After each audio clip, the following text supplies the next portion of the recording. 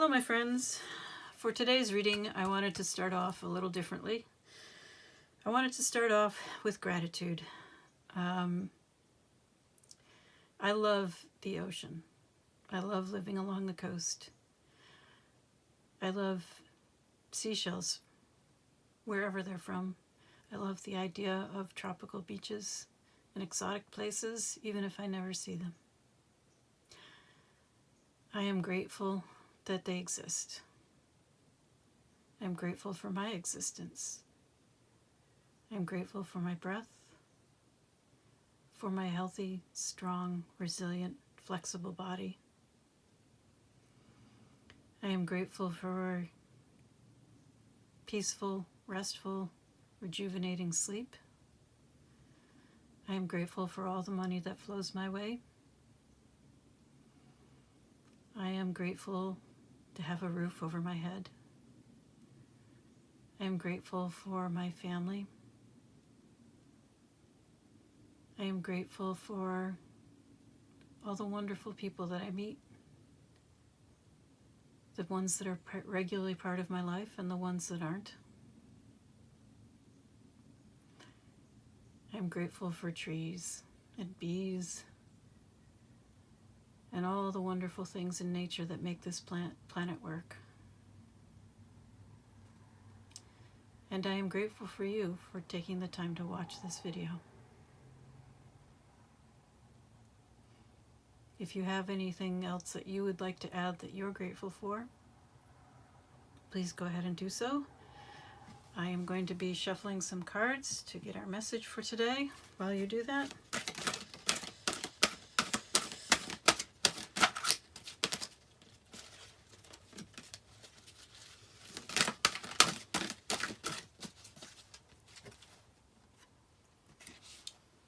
all right, so for today's primary message, we have Unfinished Symphony. Let's see. The number is 10. That's interesting.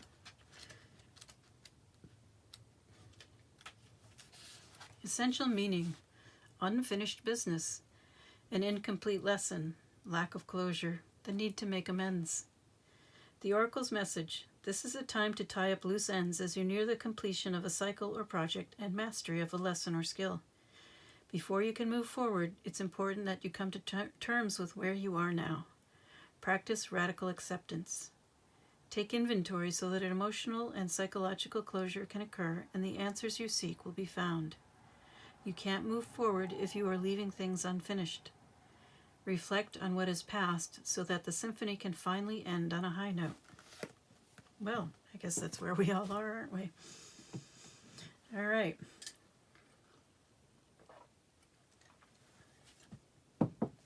Let's see what else. Who might you be?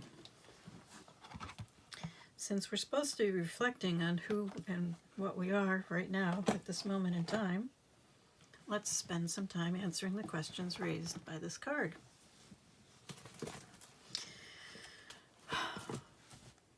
Who we are, what unfinished business do we have?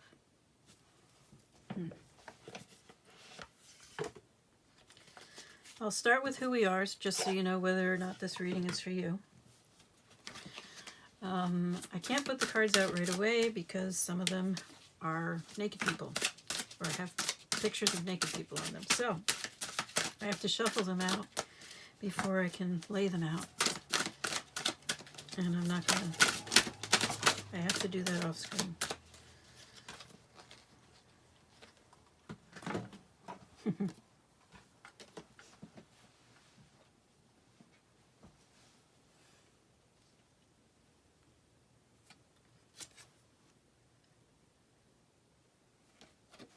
Interesting.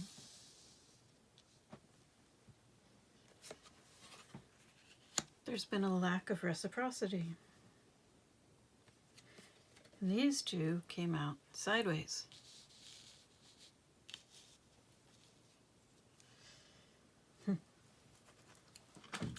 So, a lack of reciprocity. I I'm not sure whether it's a need for rest or a need to get on with things. And then we have Ace of Pentacles, wealth, in the sideways position, as well as the Tower and the King of Wands. Well, if you are a DF, in particular a fed up DF, you likely feel that there is a King of Wands in your life that has been holding you back, or that you have been putting too much time and energy into, and not enough time and energy into yourself, right? Why do you let this person consume so much of your time and energy, so much of your thoughts? Right? That's what you're asking yourself. And then we have the Tower. The Tower came out sideways. Actually, they've all been coming out sideways, but I'm kind of blaming myself for that because of the position that I'm shuffling in. So I put the Wheel of Fortune in the upright, and I've decided that I'm going to keep putting cards in the upright as long as I'm using this method of shuffling. So the question is this Tower upright? Is your material world coming crashing down? Or is this a Tower in reverse, in which case your inner world is undergoing some radical upheavals, some changes? Are you having realizations?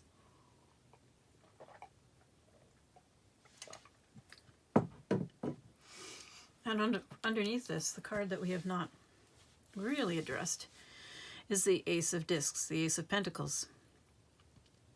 It's on this card it says wealth, and that is generally how I see the Ace of Discs, more as planting the seed for wealth. And by this I do mean physical wealth, because we may be spiritual beings, but we live in physical bodies, and we need food, shelter, clothing. We need to meet the basic necessities of life. And if we're going to be pursuing a spiritual path, unless you want to live like Lao Tzu, and he said something about be like a turtle on the riverbank dragging your tail in the mud, which that may be great for turtles, but I'm not a turtle, and you're not a turtle either if you're watching this, so we need a little bit more than that. The other thing to remember is that we're all supposed to find our own way, whatever that is.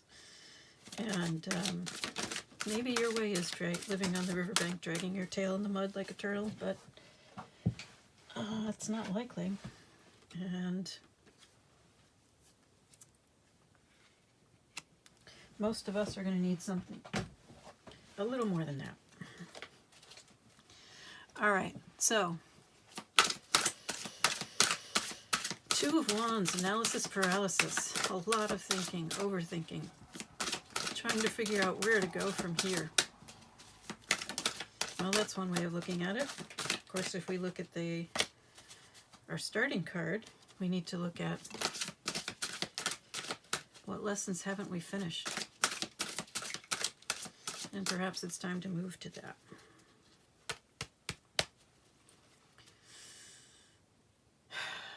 I'm going to change to a different deck for that one. Seems like the right way to go.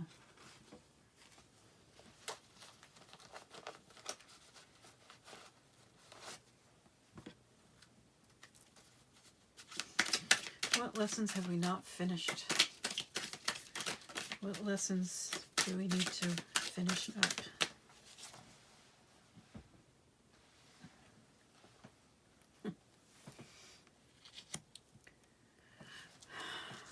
Falling for the love bombing, perhaps? Do we need to finish up our issues with a certain person? Oh, Are we willing to make the leap of faith and truly transition into something new or someone new? Because that's what happens with spiritual awakenings. I've been seeing more and more videos online lately about how most people don't survive their spiritual awakenings. I was really shocked to see this. I don't know if it's true. And I don't think there's been any scientific study on this. So I'm quite sure that there's no way to be sure, basically. But we have to make a leap of faith. We have to allow the changes. We have death in reverse, so blocking the changes. And this, the sun, this is our goal. I do remember that when I first awakened, I was so much happier. And I did not fight my awakening. And I think that has a lot to do with it. But the reason I didn't fight my awakening was because I was in such a bad place when it happened. I had nothing to lose. So the point of an awakening is that you are called to change. If you feel like you have things that you want to hold on to, that can be very difficult. If, on the other hand, you don't fight it, the whole thing can be very blissful.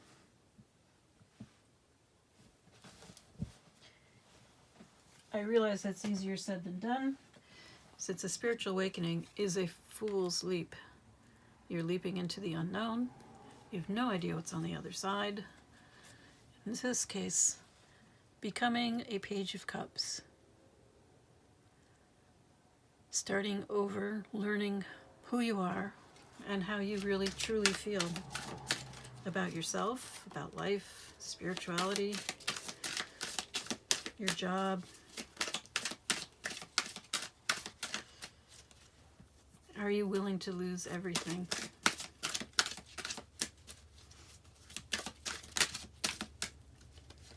Is that what my lovely viewer needs to know? What lessons? Yeah. You have to be willing to let go.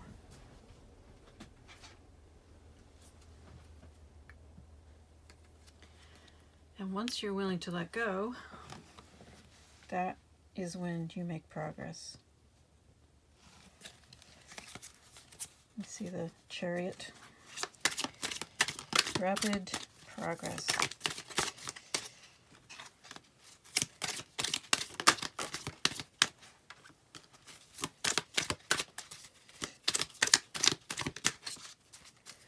This is the primary lesson of every spiritual journey, spiritual awakening, sorry. Whether you believe you are in a soul connection or not, the kind of soul connection that causes spiritual awakenings, I should specify, since I believe that they're pretty much everyone important in your life you have a soul connection with, if not everybody you meet.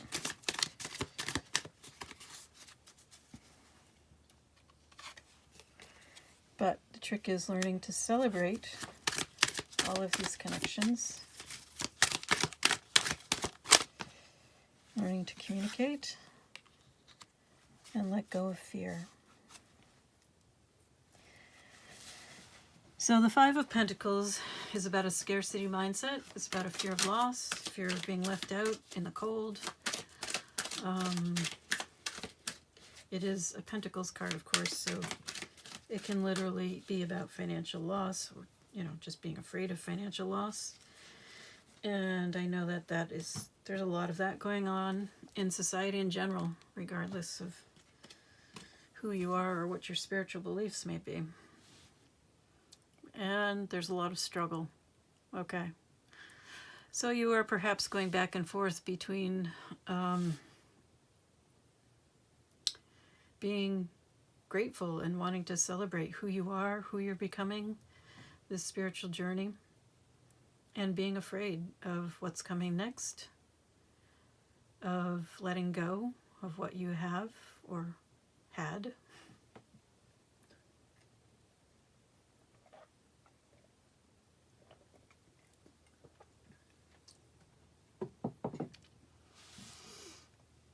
So it's an internal struggle for you now.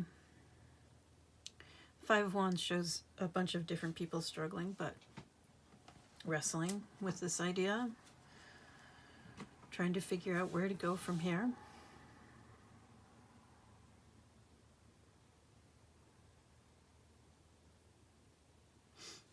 How about some advice?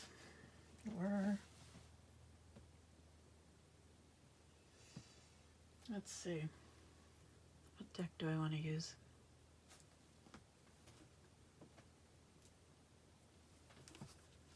Which deck is this? I've been rearranging my decks. Oh, all right. This is the right deck. So I'm not entirely sure what decks I'm grabbing right now. I keep them in pouches.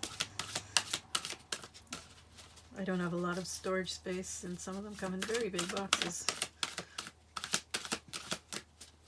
I do like my pocket decks. They mostly come in their own tins, and they stay in their tins. But my full-size decks, I mostly put into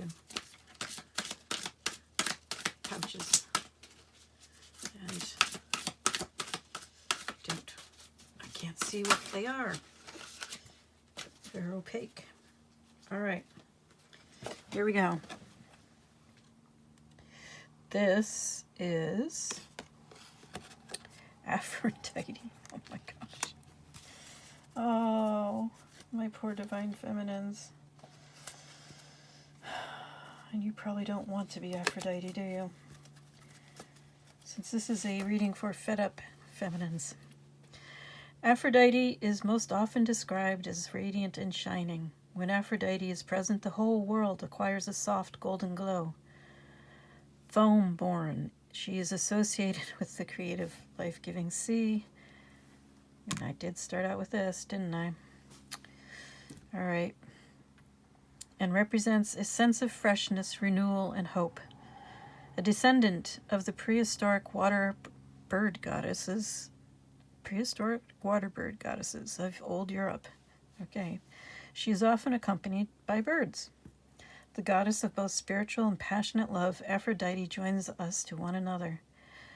She is feminine being in all her fullness, and her realm is that of relationship and feeling.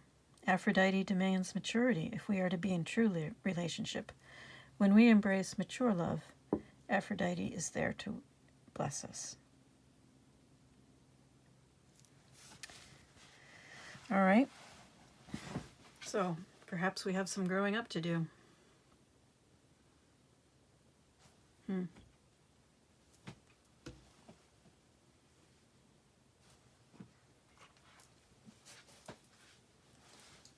I dropped a card. Hang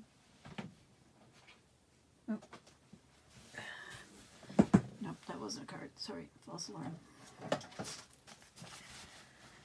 How do we go about embracing mature love?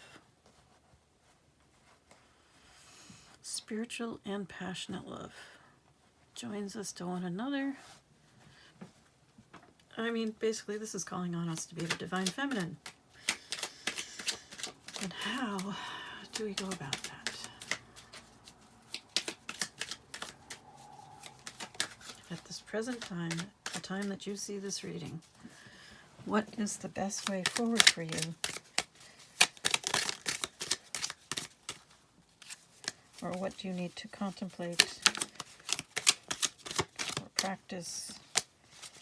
Five of Wands is a card of practice.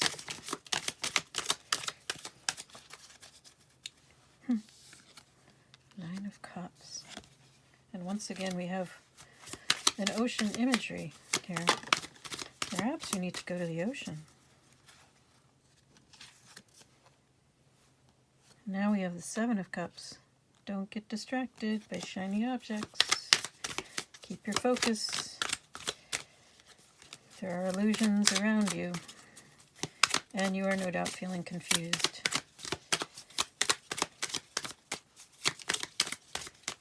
I don't think now is the time to choose, especially if you are in a state of confusion. You need to get back to being centered, being yourself. The star came out, in a very much reversed position. Okay, so the Star card is a card of healing and cleansing and a sense of connection to the divine, especially. It is... I don't think it has a negative meaning. It's much too positive a card to have a truly negative meaning. But I do want to consider... it could mean the same thing, but to a lesser degree. Perhaps not miracles, at least not right now. Perhaps more like hope. Persevering. Finding our inner strength and tenacity. So you're feeling overwhelmed. And confused.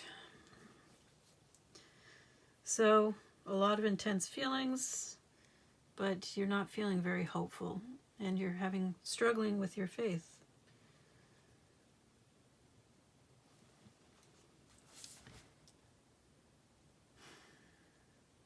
Let's find something that will help you with your faith, perhaps, huh?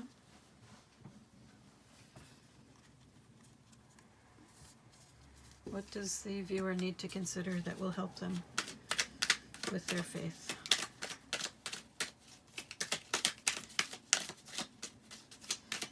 I'm feeling Four of Cups, which is meditation and gratitude practices. Huh. But we have King of Swords. So regardless of your gender, and regardless of whether you consider yourself to be a divine feminine or not, you should be seeking some, to use your intellect. It's a clarity, rational thought, oddly enough. But it can help with feelings of overwhelm if you just clarify the situation, cut away what is no longer, or what you don't need to deal with right this minute. Cut away the fluff.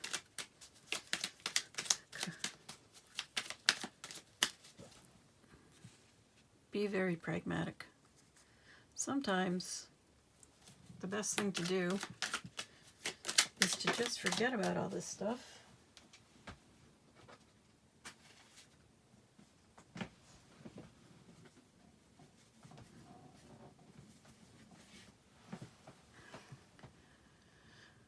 Oh, wow. Have a good time. So the Nine of Pentacles is typically about working alone. It's sort of a lesser hermit card.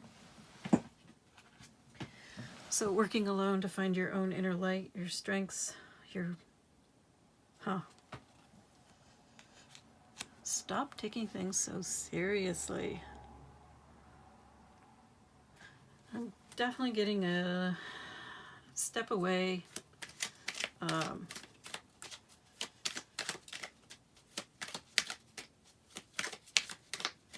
Just kind of let things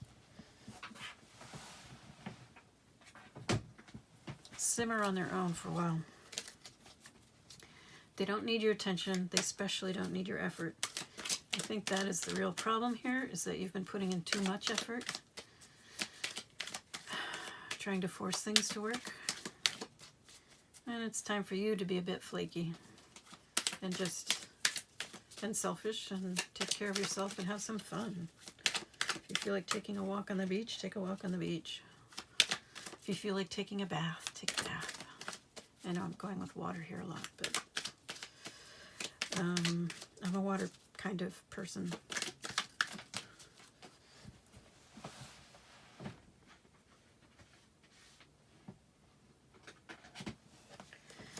I mean, if hiking up a mountain is what you do for fun, then that's what you should do. I don't know, lighten up and have some fun. I mean, if sitting and knitting and reading a book is your thing, then do that.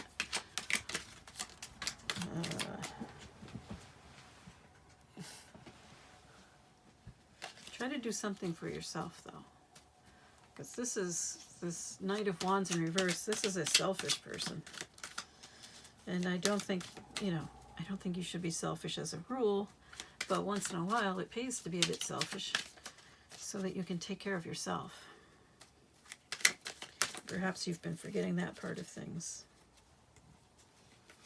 And wait for your aha moment. Don't forget, inspiration usually strikes when you stop trying, when you relax.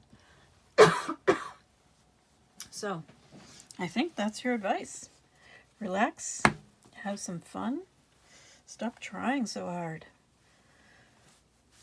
The lessons will happen, and you will finish this cycle when you're ready. I wish you all the best. Have a wonderful day.